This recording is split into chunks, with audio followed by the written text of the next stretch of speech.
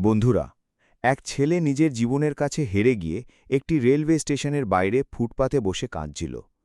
ঠিক তখনই স্কুটি চালিয়ে আসা এক মেয়ে এমন কিছু করল যা দেখে সত্যি বলতে মানবতাও কেঁদে ফেলেছিল।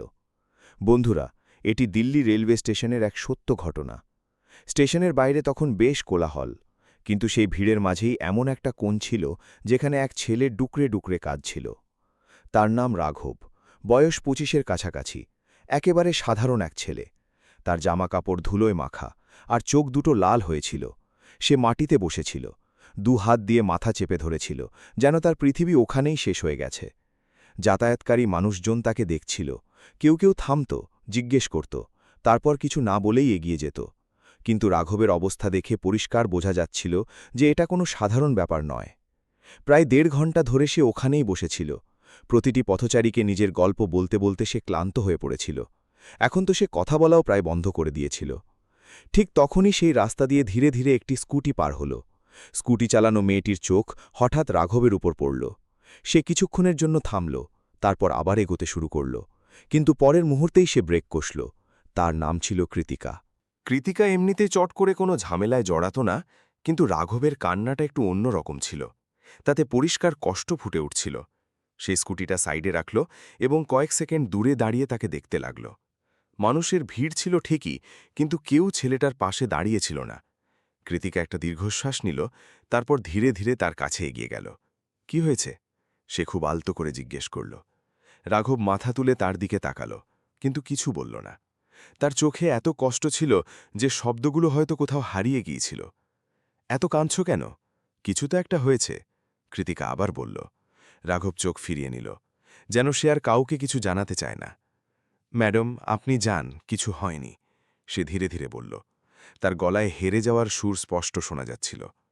কৃতিকা কিছুক্ষণ চুপ করে রইল, তারপর নিজের ব্যাগ থেকে জলের বোতল বের করে তার দিকে বাড়িয়ে দিল। আগে জল খেয়ে নাও, সে নরম গলায় বলল। রাঘব প্রথমে না করল, কিন্তু তারপর আস্তে করে বোতলটা ধরে নিল। কয়েক ঢোক জল খেল, তার হাত কাঁপছিল। এবার বলো কি হয়েছে, কৃতিকা এবার একটু জোর দিয়ে বলল। রাঘব চোখ বন্ধ করল, যেন নিজেকে সামলানোর চেষ্টা করছে। তারপর সে ধীরে ধীরে বলতে শুরু করল, আমি আমি বাড়ি যাচ্ছিলাম। তার গলা ভেঙে আসছিল। ৩ বছর ধরে এখানে কাজ করছি।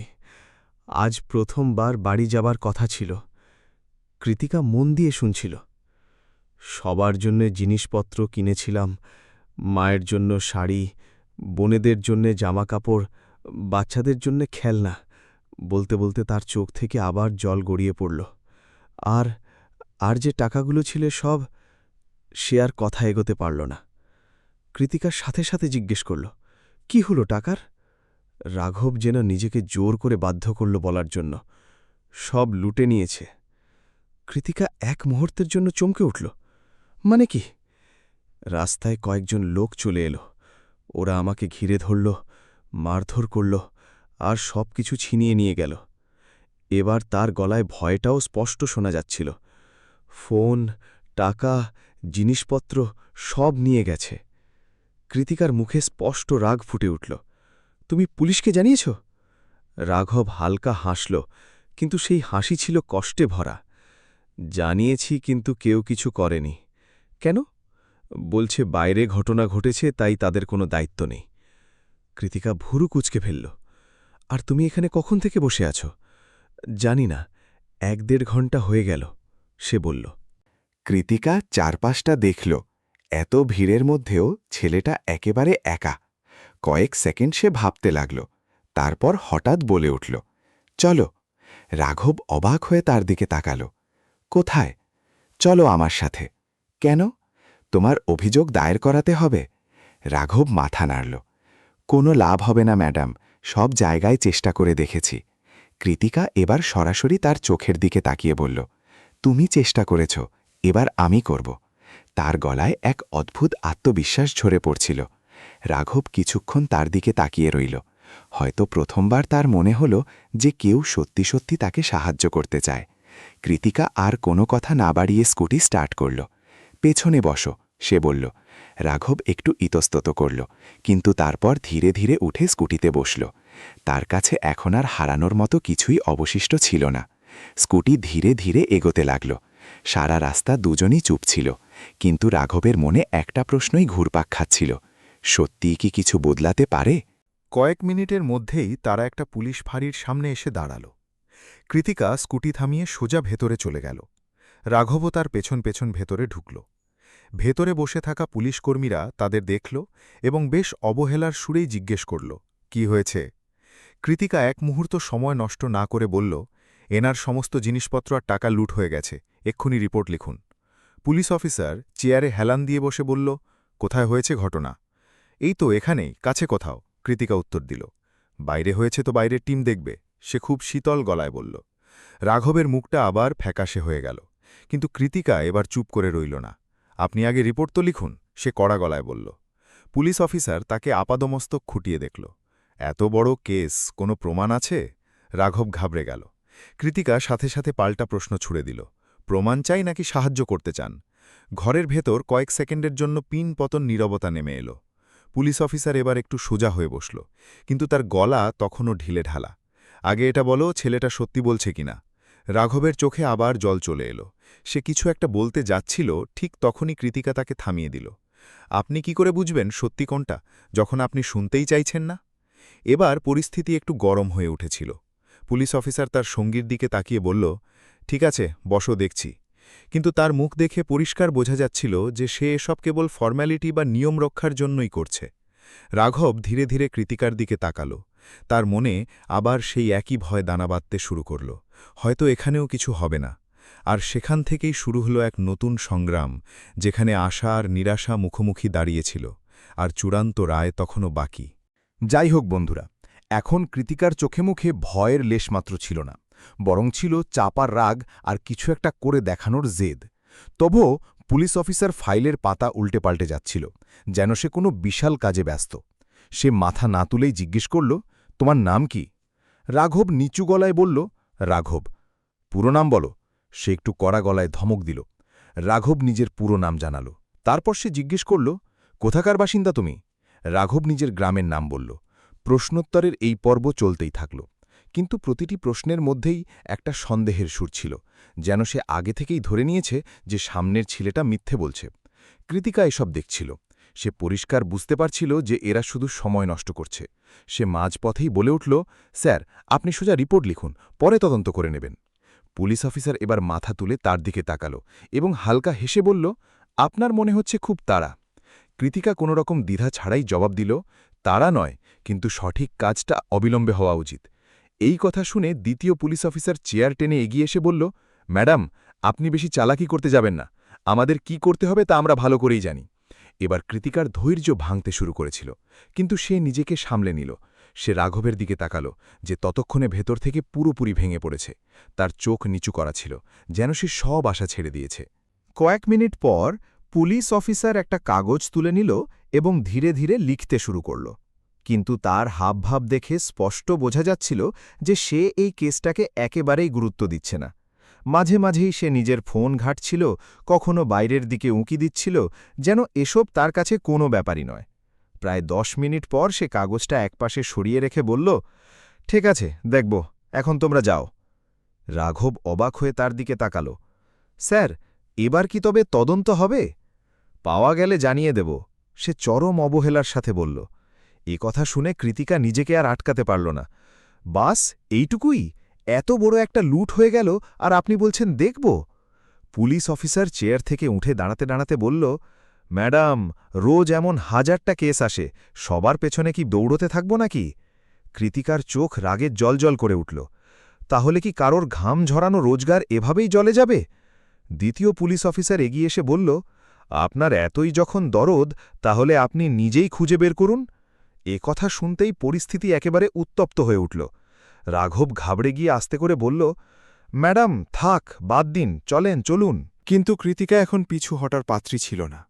সে শান্ত গলায় বলল, ঠিক আছে, যদি এখানে কিছু না হয় তাহলে আমরা উপরতলায় যাব, বড় অফিসারদের কাছে যাব। এ কথা শুনে পুলিশকর্মীরা একে অপরের দিকে তাকাতে লাগল। তারা হয়তো আঁচ করতে পারছিল যে এই মেয়েটা এত সহজে হাল ছাড়বে না। কয়েক সেকেন্ডে নীরবতা পর তাদের মধ্যে একজন বলল, ঠিক আছে, তোমরা এখন যাও, আমরা দেখছি ব্যাপারটা। কিন্তু এবার তাদের গলায় আর আগের মতো সেই দাপট ছিল না। কৃতিকা রাঘবের দিকে তাকিয়ে বলল, চলো। দুজনে বাইরে বেরিয়ে এলো। ততক্ষণে রাত হয়ে গেছে। রাস্তায় আলো জ্বলে উঠেছে, কিন্তু রাঘবের মনে তখনও নিকষ কালো অন্ধকার। সে আস্তে করে বলল, ম্যাডাম, এবার আর কিচ্ছু হবে না। কৃতিকা তার দিকে তাকালো এবং অত্যন্ত দৃঢ় গলায় বলল, হবে, নিশ্চয়ই হবে, তবে আমাদের একটু অন্য রাস্তায় এগোতে হবে। রাঘব অবাক হয়ে জিজ্ঞেস করল, কি করবেন? কৃতিকা কয়েক মুহূর্ত চুপ করে রইল, যেন মাথায় কোনো ছক কষছে। তারপর সে বলল, কাল সকালে আমার সাথে দেখা করো, আমি কয়েকজনের সাথে কথা বলবো। কাদের সাথে? যারা সত্যিই মানুষের সাহায্যে এগিয়ে আসে। সে সোজাসাপটা জবাব দিল। রাঘব ঠিক বুঝে উঠতে পারল না, কিন্তু তার মনের কোণে ছোট্ট একটা আশার প্রদীপ জ্বলে উঠল। তুমি থাকছ কোথায়? কৃতিকা জিজ্ঞেস করল। এই তো কাছেই, একটা ভাড়ার ঘরে, রাঘব জানাল। ঠিক আছে, সকালে আমাকে কল করো, বা আমিই জানিয়ে দেব কোথায় আসতে হবে, কৃতিকা বলল। রাঘব আলতো করে মাথা নাড়ল। কয়েক মুহূর্ত দুজনেই চুপচাপ দাঁড়িয়ে রইল। তারপর কৃতিকা স্কুটি স্টার্ট করল এবং বলল, একদম সাহস হারাবে না, এখনও সব শেষ হয়ে যায়নি। রাঘব প্রথমবার হালকা মাথা তুলে তার দিকে তাকাল। তার চেহারায় চরম ক্লান্তি ছিল, বুক ভরা কষ্ট ছিল, কিন্তু ওই একটা কথাই যেন তার ভেতরে নতুন করে বাঁচার জোর জুগিয়ে দিল। কৃতিকা সেখান থেকে চলে গেল, আর রাঘব ধীরে ধীরে নিজের ঘরের দিকে পা বাড়াল। সারা রাস্তা তার মাথায় ওই কথাগুলোই ঘুরপাক খাচ্ছিল। লুট, পুলিশ, অসহায়তা আর এক অচেনা মেয়ে যে বিনা স্বার্থে তার জন্য লড়ে যাচ্ছিল। সেই রাতে রাঘবের চোখে ঘুম ছিল না। সে বারবার এপাশ ওপাশ করছিল। কখনো তার নিজের বাড়ির কথা মনে পড়ছিল, কখনো মায়ের মুখ, কখনো বোনেদের হাসি। আর তারপর হঠাৎ করেই সেই মুহূর্তটা চোখের সামনে ভেসে উঠছিল, যখন তার কাছ থেকে সব কিছু ছিনিয়ে নেওয়া হয়েছিল। কিন্তু এবার একটা তফাৎ ছিল। তার মাথায় কৃতিকার গলার আওয়াজটাও প্রতিধ্বনিত হচ্ছিল, সাহস হারাবে না। সকাল হওয়ার অপেক্ষা এর আগে কখনো তার কাছে এত দীর্ঘ মনে হয়নি। সূর্যের প্রথম আলো ঘরে এসে পড়তেই সে উঠে সবার প্রথম যে কাজটা করল সেটা হলো কৃতিকাকে ফোন করা, কারণ এখন সেও অধীর আগ্রহে অপেক্ষায় ছিল যে আজ কি হতে চলেছে, আর সত্যি সত্যিই কি তার জীবনটা আবার বদলে যেতে চলেছে। যাই হোক, কয়েক সেকেন্ড ধরে ফোন বাজল, তারপর উলোর দিক থেকে আওয়াজ ভেসে উঠল, হ্যাঁ রাঘব, আমি তোমার ফোনেরই অপেক্ষা করছিলাম। রাঘব তড়িঘড়ি বলে উঠল, ম্যাডাম, এবার কি করতে হবে? কৃতিকা শান্ত কিন্তু দৃঢ় গলায় বলল, তুমি এক্ষুনি সিভিল লাইনের মোড়ে চলে এসো। রাঘব কোনো রকম প্রশ্ন না করেই ঠিক আছে বলল, আর তাড়াহুড়ো করে তৈরি হয়ে ঘর থেকে বেরিয়ে পড়ল। তার পা দ্রুত চলছিল, কিন্তু মাথায় হাজারো প্রশ্ন ঘুরপাক খাচ্ছিল। প্রায় আধ ঘণ্টা পর সে সিভিল লাইনের মোড়ে গিয়ে পৌঁছাল। সেখানকার দৃশ্য দেখে সে এক মুহূর্তের জন্য থমকে দাঁড়াল। কৃতিকা একা ছিল না, তার সাথে ১৫-২০ জন মানুষ দাঁড়িয়েছিল। কারো হাতে ছিল ফাইল, কেউ মোবাইলে কথা বলছিল, আর সবার চোখে মুখেই এক অদ্ভুত গাম্ভীর্য ছিল। রাঘব গুটি গুটি পায়ে তাদের কাছে গেল। কৃতিকা তাকে দেখেই ইশারা করে কাছে ডাকল। ভয় পেও না, আমরা এখন আর একা নই, সে হালকা হাসি মুখে বলল। রাঘব ওই মানুষগুলোর দিকে তাকাল। এনারা কে? সে আস্তে করে জিজ্ঞেস করল। কৃতিকা জবাব দিল, এরা আমার টিম, আমরা সাধারণ মানুষকে সাহায্য করি। যেখানে সিস্টেম কাজ করে না সেখানে আমরা আওয়াজ তুলি। রাঘবের বিশ্বাসই হচ্ছিল না যে কেউ তার জন্য এতটা করতে পারে। তাদের মধ্যে থেকে এক ভদ্রলোক এগিয়ে এলেন, বয়স ৪০-এর কাছাকাছি হবে। তিনি রাঘবের কাঁধে হাত রেখে বললেন, ঘাবড়ানোর কিচ্ছু নেই, যা হয়েছে সেটা অন্যায় হয়েছে, আর এবার আমরা এর বিচার ছিনিয়ে আনব। রাঘবের চোখ আবার জলে ভরে উঠল, কিন্তু এবার সেই জলের পাশাপাশি কষ্টের পাশাপাশি আশার আলোও মিশেছিল। কিছুক্ষণের মধ্যেই সবাই একসাথে থানার দিকে এগোতে শুরু করল। এবার আর রাঘব একা ছিল না, তার সাথে রুখে দাঁড়ানোর মতো মানুষ ছিল। থানার বাইরে পৌঁছতেই গোটা পরিস্থিতি পাল্টে গেল। গতকাল যে জায়গায় সে চরম অপমানিত হয়েছিল, আজ সেই জায়গাটাকেই কেমন যেন অন্যরকম লাগছিল। পুলিশকর্মীরা এতগুলো মানুষকে একসাথে আসতে দেখেই তাদের মুখের রং বদলে গেল। কৃতিকা সোজা ভেতরে ঢুকল এবং ওই টেবিলটার সামনে গিয়ে দাঁড়াল যেখানে কাল পুলিশ অফিসার বসেছিল। স্যার, কাল যে অভিযোগটা দায়ের করেছিলাম তার কি হলো? এবার পুলিশ অফিসারের গলা আর আগের মতো রুক্ষ ছিল না। সে চেয়ার ছেড়ে উঠে দাঁড়িয়ে বলল, হ্যাঁ দেখছে, আপনারা বসুন। কিন্তু কৃতিকা বসল না। দেখছি বললে হবে না, আজ কাজ হওয়া চাই, সে পরিষ্কার ভাষায় জানিয়ে দিল। ততক্ষণে বাকি মানুষগুলোও ভেতরে ঢুকে পড়েছে। চারপাশের আবহাওয়া একেবারে থমথমে হয়ে উঠেছে। তাদের সাথে আসা ওই ভদ্রলোক নিজের পকেট থেকে ফোন বের করলেন এবং কাউকে একটা কল করলেন। স্যার, আমরা থানায় ডালিয়েছি। হ্যাঁ, সেই কেসটাই, আপনি একটু কথা বলে নিন। পুলিশ অফিসার প্রথমে একটু ইতস্তত করল, তারপর ফোনটা কানে ধরল। সে যত কথা বলছিল তার মুখের রং ততই ফ্যাকাশে হয়ে যাচ্ছিল। তার গলার স্বর একেবারে নিচু হয়ে এলো। জি স্যার, হ্যাঁ স্যার, এক্ষুনি দেখছি। ফোন কাটামাত্রই সে তার সঙ্গীকে হাঁক পারল, সব সিসিটিভি ফুটেজ বের করো, জলদি। এবার সব কাজ রকেটের গতিতে এগোতে শুরু করল। রাঘব চুপচাপ এসব দেখছিল। তার নিজের চোখকেই বিশ্বাস হচ্ছিল না যে কাল যে পুলিশগুলো তাকে তাড়িয়ে দিচ্ছিল, আজ তারাই তার জন্যে হন্যে হয়ে ছুটছে। তাকে চেয়ারে বসানো হলো, জল দেওয়া হলো। এই প্রথম কেউ তার সাথে মানুষের মতো আচরণ করল। কিছুক্ষণ পর একটা ঘরে বড় স্ক্রিন লাগানো হলো। তুমি খুব মন দিয়ে দেখো, যদি কাউকে চিনতে পারো সাথে সাথে জানাবে, পুলিশ অফিসার বলল। রাঘবের চোখ স্ক্রিনে সেটে গেল। একের পর এক ফুটেজ চলতে লাগল। বিভিন্ন ক্যামেরার ভিডিও সামনে আসতে শুরু করল। সে প্রতিটি মুখ খুঁটিয়ে খুঁটিয়ে দেখছিল। তার বুকের ধুকপুকানি বেড়ে গিয়েছিল। প্রায় আধ ঘন্টা কেটে গেল, কিন্তু কাজের কাজ কিছুই হল না। রাঘবের আশা আবার নিভু নিভু হতে শুরু করেছিল। ঠিক তখনই একটা ফুটেজ সামনে এলো, একটা গলির ভিডিও। একই জায়গা, একই মোড়। আর হঠাৎ করেই রাঘব লাফিয়ে উঠল। থামান, এটাই সেই জায়গা, এই তো এরা। সে স্ক্রিনের দিকে আঙুল তাক করে চিৎকার করে উঠল। ঘরের সবার নজর ওই ভিডিওর ওপর আটকে গেল। চারটে ছেলেকে দেখা যাচ্ছিল। হাঁটাচলা আর হাবভাব একেবারে মিলে যাচ্ছে। রাঘব জোরে জোরে শ্বাস নিচ্ছিল। স্যার, এরাই সেই লোক, এরাই আমার সবকিছু ছিনিয়ে নিয়েছে। এবার পুলিশ কর্মীদের মুখেও কড়া ভাব ফুটে উঠল। নিশ্চিত তো? হ্যাঁ স্যার, 100% নিশ্চিত। সাথে সাথে ওই ফুটেজটা পজ করা হলো, জুম করা হলো এবং তাদের পরিচয় বের করার চেষ্টা শুরু হয়ে গেল। কিছুক্ষণের মধ্যেই একটা নাম সামনে উঠে এলো, তারপর আরও একটা। মনে হচ্ছে এরা আগে থেকেই পুলিশের খাতায় নাম লিখিয়ে রেখেছে, এক পুলিশকর্মী জানালো। এবার পুরো খেলাটাই ঘুরে গিয়েছিল। সাথে সাথে দুটো দল তৈরি করা হলো। চলো, এখনই ওদের ধরতে হবে, ইন্সপেক্টর কড়া গলায় নির্দেশ দিল। রাঘব এসব দেখে যাচ্ছিল। তার জীবনে প্রথমবার মনে হচ্ছিল হয়তো এবার সে সুবিচার পাবে। কৃতিকা তার দিকে তাকিয়ে মুচকি হেসে বলল, দেখলে তো, হাল ছেড়ে দিলে কিছুই হতো না। রাঘব আস্তে করে মাথা নাড়ল।